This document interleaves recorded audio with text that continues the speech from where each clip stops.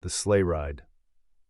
It was finally Christmas Eve, that magical night when Santa came to give presents to good children around the world, and Timmy had been especially good this year, doing anything and everything possible to be an outstanding member of society. As he crawled under the covers, he excitedly yelled, "Good night, Mom and Dad," and shut his eyes tight, trying to force himself asleep. It took a while, but he finally dozed off with dreams of a new dirt bike. He was awakened by soft tugging on his shoulder. Could it be, he thought, is it morning already? But as his eyes tried to focus, he realized it was still dark outside.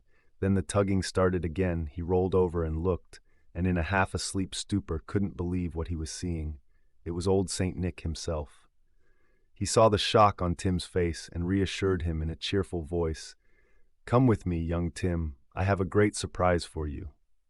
Santa turned to the door, and Tim was right on his heels. He followed him through the house until they reached the fireplace.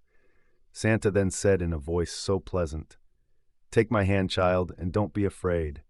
There is a tradition that I keep every year. The nicest kid I take for the night to help keep me awake on this long sleigh ride, and you, my boy, were the sweetest of all the children this year." With that being said, Timmy climbed right up in that seat beside the jolly old elf. It was amazing. From house to house they flew, and Santa and he were having a grand time laughing and talking.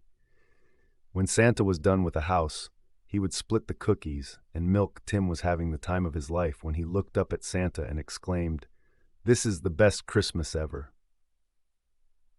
Then he turned his voice down a notch, looking into those kind old eyes.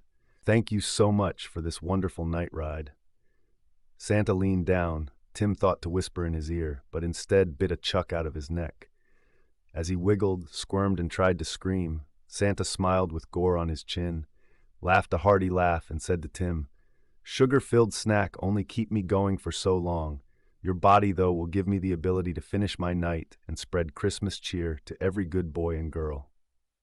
Just as Tim's world started to fade to black, he heard the old elf one more time. My, I was right.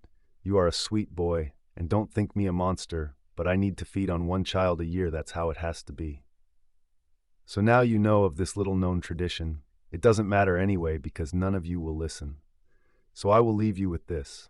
You good girls and boys, one of you will be sacrificed for all the world to receive their toys.